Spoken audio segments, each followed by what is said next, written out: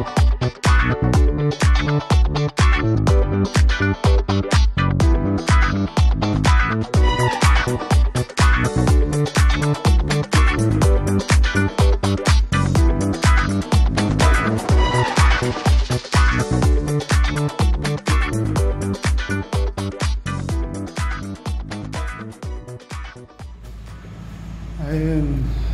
magandang araw. Ayan, sinundo na naman ako ng aking partner at kami magagawa ulit. Bali, ang gagawin namin ngayon, ay umulan na rito. Ayan, kanina hindi ako nakapag-jogging dahil umulan. Ayan, ang gagawin namin puro wiring naman. Ayan, wait, mamaya magbibideo ulit ako. Ayun, ito maggagawa na kami ng, mag-i-install na kami ng wiring. Ayan, yan ang aming panel board. Ayan ang battery. Itong battery na to, 12 SMF. Wala akong idea rito sa battery na ito. Pero magandang battery ito, gel type. Charger ito. Dito papasok yung solar panel. Tapos dito sa kabila papasok yung alternator ng sasakyan. Maganda klaseng ito, charger nito. Pang talaga ito. Pang naka-design talaga sa ganitong setup. Ayan, nilagyan namin ng kill switch para sa main line. Tapos ito, linya ng camera narito sa harap ng dashboard. Ito.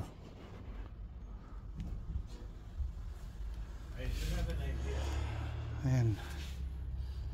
Mamaya at naplano pa namin yung what? The extra rails.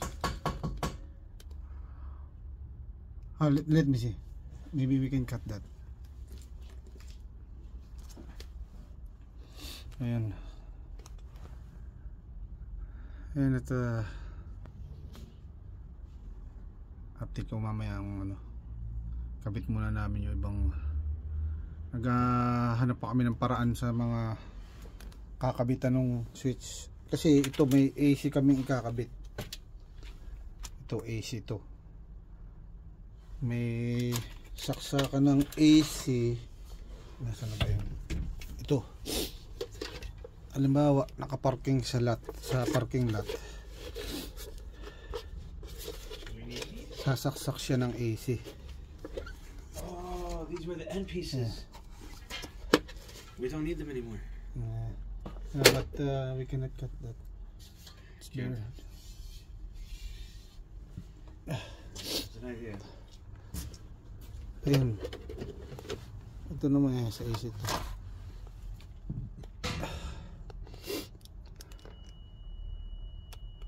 Kaya yung aming ito, lalagyan namin charger dito, naroon sa loob.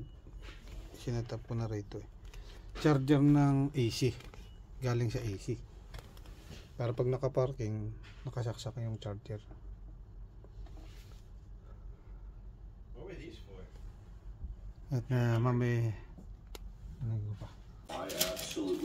Ayan, kakain muna kami. So in-order nung aking bossing. What is this, boss? Steak. Steak. This is steak. And this is burrito. Appetizer. Tignan natin kung masarap.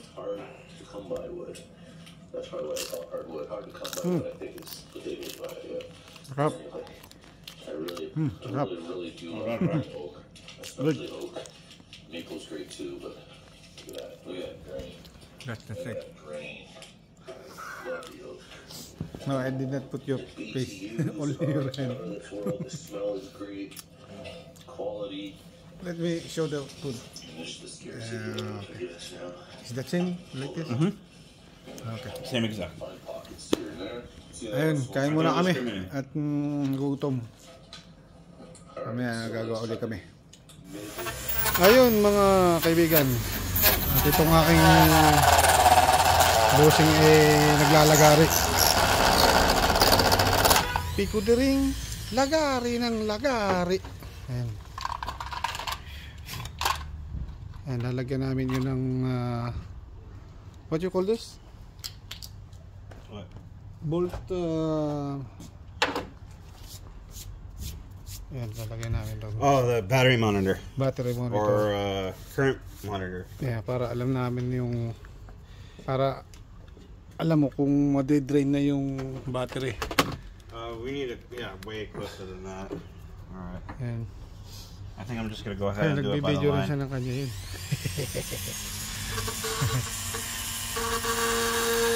Ayan. So,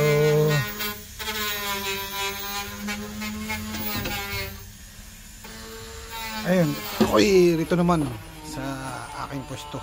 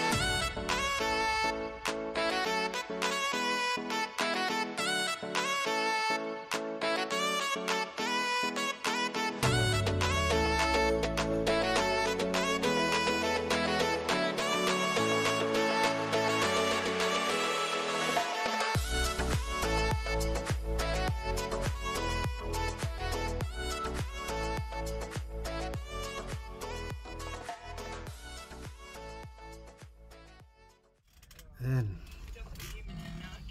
Okay na. Ito, monitor ito. Magkakahiwalay siya ng nakakabit dito. Ito naman para rito. At ito, galing dito papasok ko yung solar panel 4. Ito ang pinaka main breaker. Ito naman mayroon ding isa. Nakatuloy naman doon. Ito sa charger na ito. At itong isang ito nakatuloy naman dito. Maganda itong binili ng bushing ko nito. Ito ay heat sensor. Nakakabit rito sa rito sa battery na pag nag-init siya, kakat off nito. At ito dito nakapasok yung alternator ng sasakyan para pagka nag-travel sinacharge niya yun.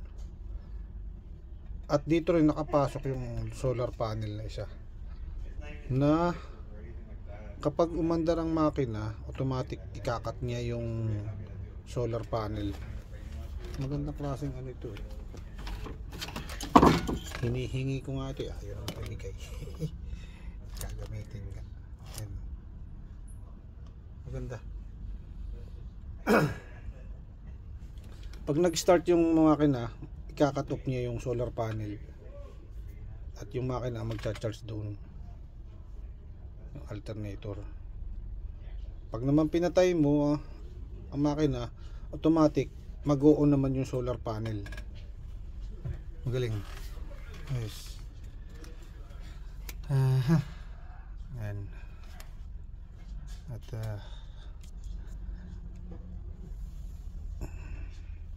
ito naman ang sa Memphis naman. Nawala. At ito ang fuse nito. Ito original na fuse talaga nito. Ano siya? 100 ampere. Ayan, dito namin lalagay.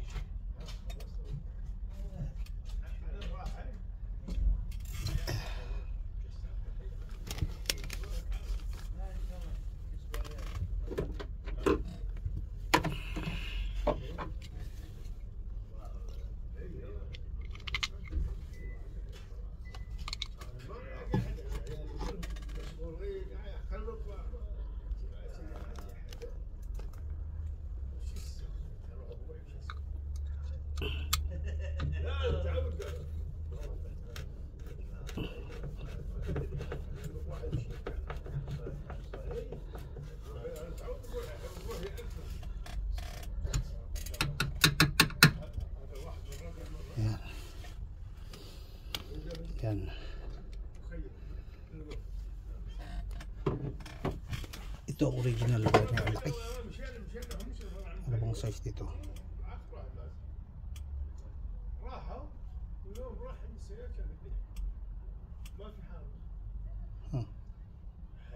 Made in Italy.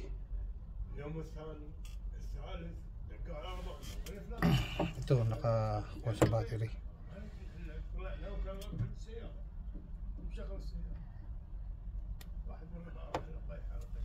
Ito. Ipaparallel namin ito. Parallel lahat ng tatlo na to. Para maging 12 volts lang siya. Ayan, at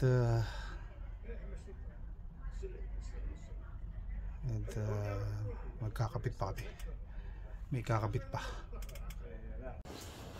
Ayan, kami magtatapos na muna ngayon. Ayan na yung aming setup. Bali, yung karton na yun, pinaka ano lang yun para sa isa pang charger doon mapepwesto. Ilagyan lang namin karton para hindi malimutan. At sa susunod magpuputol na kami ng wire. Pipintahan muna namin to, tapos magpuputol na kami ng wire para papuntang linya ro sa likod at sa mga switch. Na-layout muna namin kasi nga nalilimutan namin kung alin yung lalagyan ng linya. Hindi naman kami professional na electrician talaga.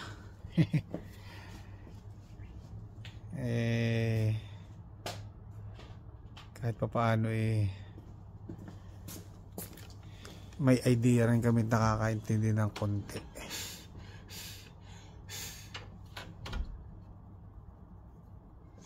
Ayun,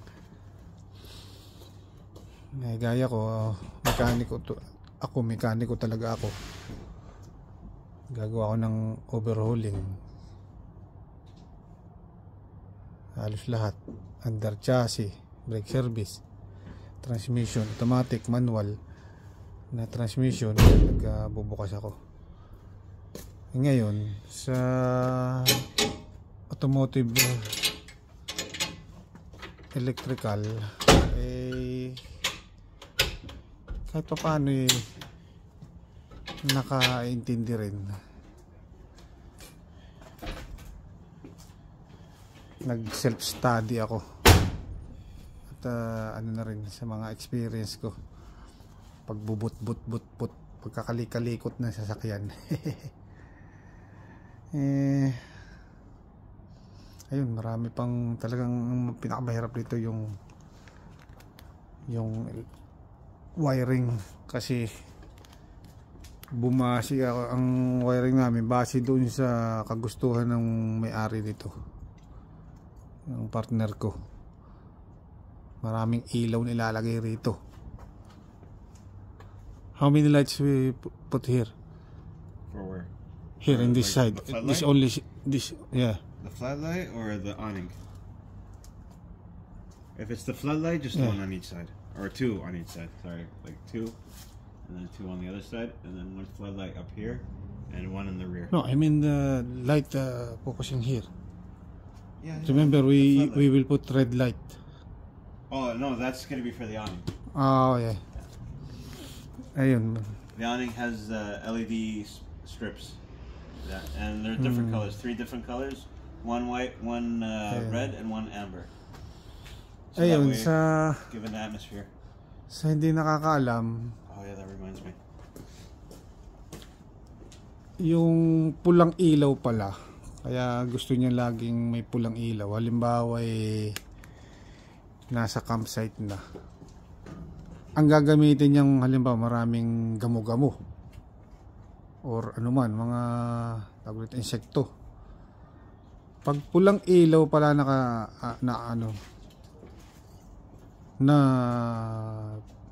hindi makakita ang gamo-gamo, kaya hindi lalapit sa ilaw mo. Ang lalapitan ng gamo-gamo yung ganito kaliwanag na ilaw. To Diyan lumalapit ang mga gamo-gamo, mga insekto. Can you explain about the red lights, about the bugs and the insects? Yeah. The white light attracts bugs for some odd reason. It's like that universally, no matter where you're at. Yeah. But amber lights and red lights, they don't. The cool thing about amber lights, it gives you that nice atmosphere, ambient. It looks nice and all that stuff, and doesn't attract bugs. The red light actually helps with visibility. For example, if you want to look out in the darkness, you'll be able to see it more clearly than actually seeing it during like amber light. So the red light, I got that idea from sailing. The sailors use it at night. They can see far. They don't have to worry about crashing into anything or anything like that. So ayun, itong partner ko kasi nag-aral rin ng sailing. Talagang you took course for sailing, huh? yeah. And that is what you call this? Part of your training, the lights. Exactly. Yeah. For visibility reasons. Yeah. Stuff like that. Ayun, dagdag impormasyon. Yung bossing ko my boss is lots of I thought of everything. Redundancy, safety, everything. Minsan hula ako ng At Over-engineering. okay, yun lang at